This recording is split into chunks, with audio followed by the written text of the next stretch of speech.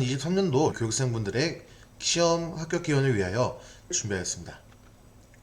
첫 번째는 멀티콥터의 종류입니다. 프로빗 4개인 쿼드콥터, 6개인 헥사콥터, 8개인 옥토콥터, 12개인 도데카가 있습니다. 사진과 같이 도데카는 암대가 6개이지만 프로빗 위, 아래 총 2개씩 12개로 이루어져 있습니다. 멀티콥터의 종류의 기준은 암대가 아닌 프롭으로 정하기 때문에 암대의 개수가 중요한 게 아니라 프롭의 개수가 중요하다는 말씀드리겠습니다. 다음으로는 교육원에서 실제 운용하고 있는 G16S-2D라는 기체입니다. 기체 번호를 보시면은 1163이죠. 제가 조종자 자격증과 방제를 직접 나갔던 기체입니다. 위에서부터 GPS, 메인바디, LED 등, 배터리 커넥터, 약체통, 랜딩 기어가 있죠. 프롭이 하나, 둘, 셋, 넷, 다섯, 6개가 있습니다. 6개의 기체의 종류는 헥사콥터라고 불렀죠. 저희는 헥사콥터를 운용하고 있습니다. 교육원에서 실제로 운용하는 G16S-2D의 기체 제원표입니다. 기체부의 자체 중량. 자체 중량은 기체의 무게입니다. 19.8kg 배터리 포함 무게입니다. 자, 배터리부에서는 타입, 즉 종류라고 말씀을 드리죠. LiPo, 리튬 폴리머라는 종류, 리튬 폴리머라는 타입의 배터리를 사용하고 총 6셀로 이루어져 있으며 한 셀당 전격 전압은 3.7V입니다. 완충 시 셀 하나당 4.2V, 총 6셀로 이루어졌으니까 곱하기 6, 그래서 25.2V가 완충 시 배터리의 전압입니다. 드론의 센서입니다. 자이로 센서, 지자기 센서, 가속도 센서가 있죠. 이 세 가지의 센서는 IMU, 관성 항법 장치라고 불립니다. 관성 항법 장치란 기체의 기울어짐과 움직임을 감지하는 균형 감지 장치입니다. 자이로 센서는 자세 및 스펙 유지, 지자기 센서는 나침반 기능과 방향 제어, 가속도 센서에는 자세 변화 속도를 제어하여 안정적인 자세를 유지하는 센서입니다. 기압 센서, 고도 유지, GPS는 위치 제어를 해주죠. 기체 부품 및 쓰임에 대해서 알아보겠습니다. FC, 드론을 컨트롤하는 장치입니다. 사람으로 따지면은 두뇌의 역할을 합니다. ESC, 모터의 속도를 컨트롤하는 부품입니다. 즉, 변속기라고도 불립니다. IMU, 관성 항법 장치, 기체의 기울어짐과 움직임을 감지하는 균형 감지 장치입니다. 기체의 부품입니다. 이 세 가지는 아까 말씀드린 것 같이 FC라는 친구들이고 N3, K3A Pro, A7이죠.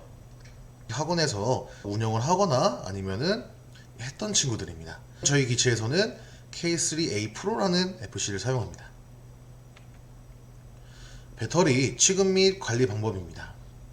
자, 공통적으로는 저희 교육생분들께서는 비행 전에 셀 밸런스를 체크를 하죠. 각 셀당 4.1V 이상인지 확인하고 완충 시 총 25.2V, 물리적인 충격 금지, 배터리 커넥터가 보호 덮개로 완전하게 덮여 있는지 확인합니다.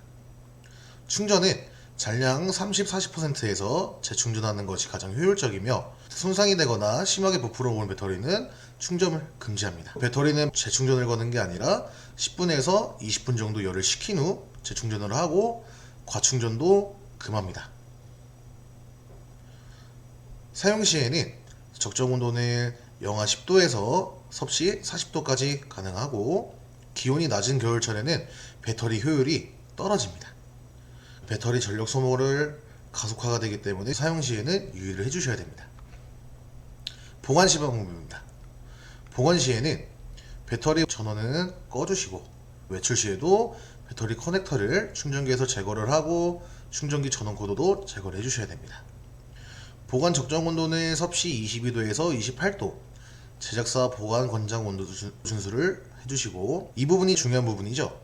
5일 이상 장기 보관 시 50에서 80%만 충전을 하고 배터리가 완충이 된 배터리가 있다면은 충전기의 스토리지 모드를 이용해서 방전을 시켜놓고 충전을 합니다.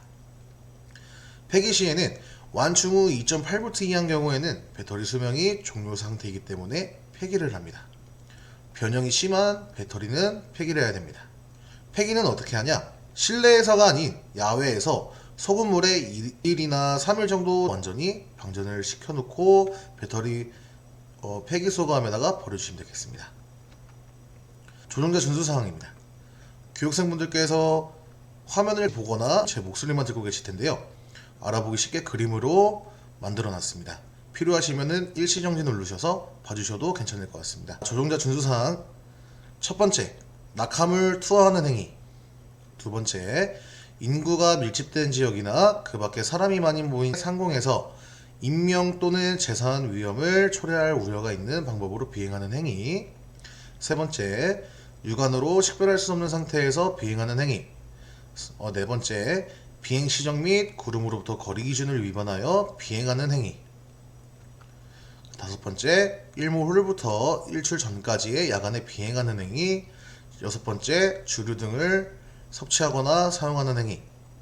일곱 번째, 동력을 이용하는 초경량 비행장치 조종자는 모든 항공기, 경량 항공기, 동력을 이용하지 아니하는 초경량 비행장치의 진로를 양보를 하여야 합니다. 비행 금지 구역에서 알아보겠습니다.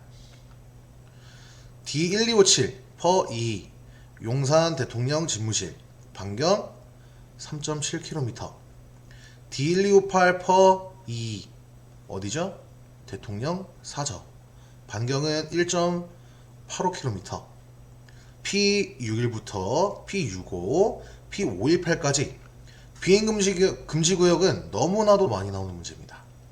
P61 고리원전 부산 지역까지 정확하게 명칭을 외워주셔야 됩니다. P62 경주 월성원전, P63 영광 한빛원전, P64 한울 원전 울진, P65 대전 원자력연구소, P518 휴전선 인근입니다. 원전 중심에서는 18.6km입니다. 비행장 주변 관제권 반경 9.3km. 비행금지 구역은 말씀드린 것과 같이 P61부터 P518까지 D1257 per 2, D1258 2도 있고 초경량 비행장치 무인 멀티콥터는 고도 150m 이상 비행 금지입니다. 비행 제한 구역은 항공사격, 대공사격 등으로 인한 위험으로부터 항공기의 안전을 보호하거나 그 밖의 이유로 비행 허가를 받지 않은 항공기의 비행을 제한하는 공역입니다. 비행계획 승인입니다. 25km 초과 기체는 비행시 고도에 상관없이 항상 비행 승인이 필요하고 비행 금지 구역, 제한 구역, 민간 관제권, 공역이 2개 이상 겹칠 경우 각 기간 허가가 모두 필요합니다.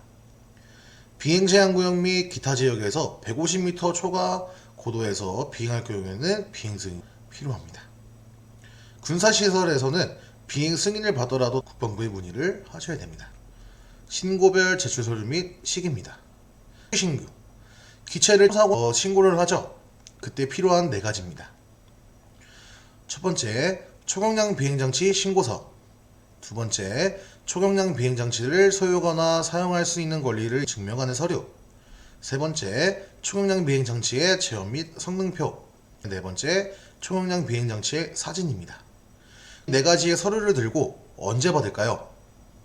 신고 시기는 최대 이륙 중량 25km 초과인 경우, 즉 안정성 인증 대상인 경우는 안전성 인증 검사 받기 전에 서류를 제출을 하시고 최대 이륙 중량 25km 이하 안전성 인증 대상이 아닌 경우는 30일 이내에 장치를 소유하거나 사용할 수 있는 권리가 있는 날부터입니다. 초경량 비행장치의 신고 대상입니다.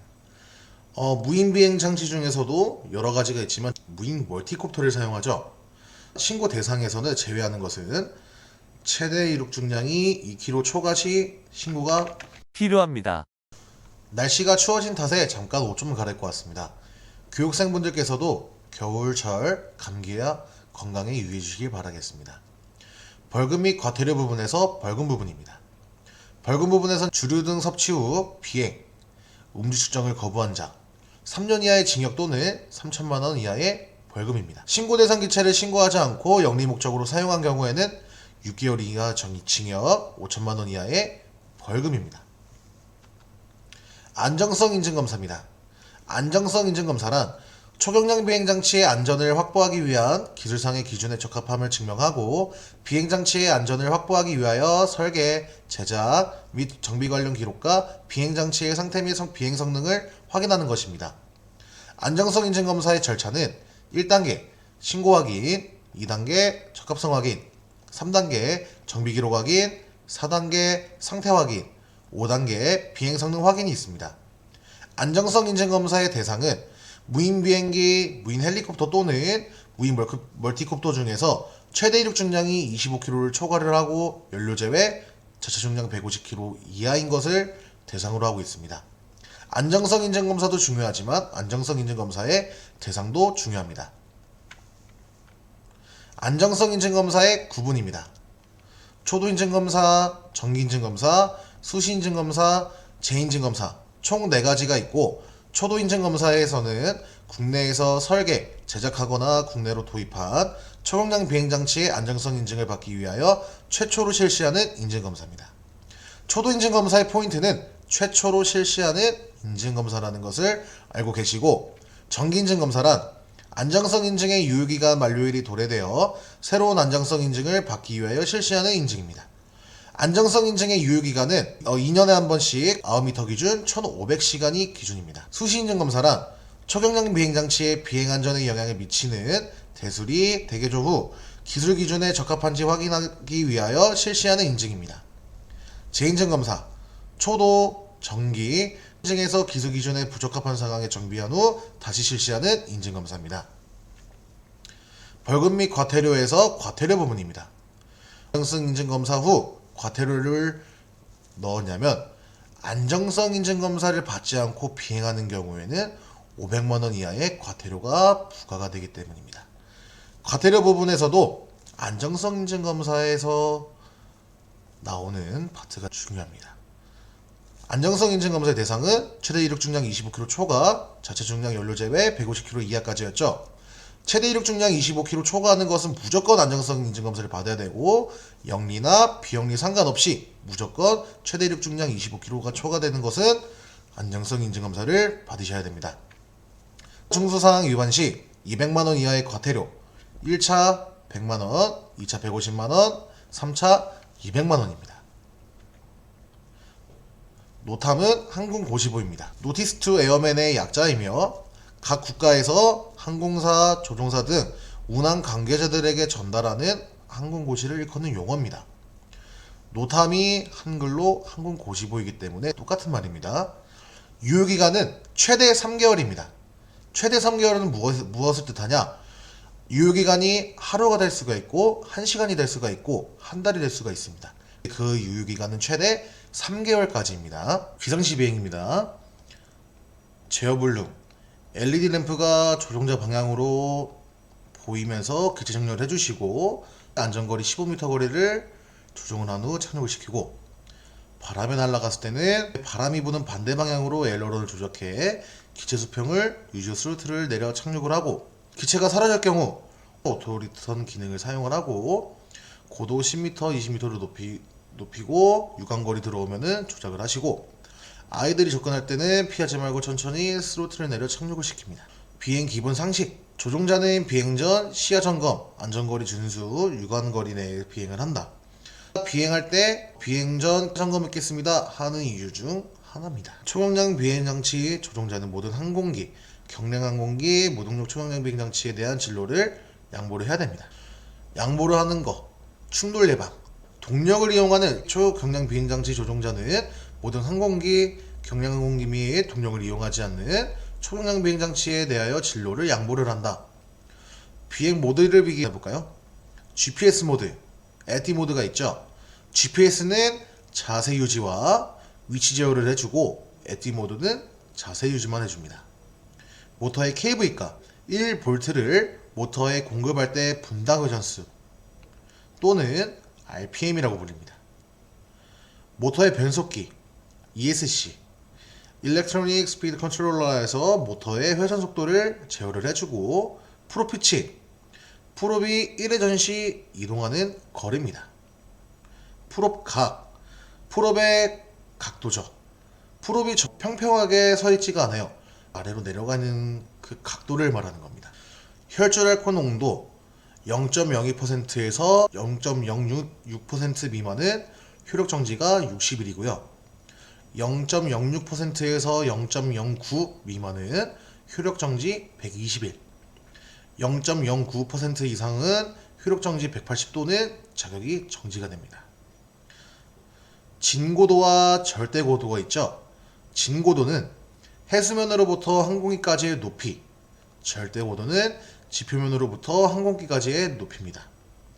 비행 전 기체 및 조종기 점검, 비행기 구역 주변의 비행금지 구역 체크를 해주시고, 위험지역 확인도 해주시고, 2착륙장 주변의 인원 통제 및 장애물도 확인을 하시고, 현장의 기상상황 및 주변 상공의 다른 항공기의 접근 여부도 확인을 해주셔야 됩니다.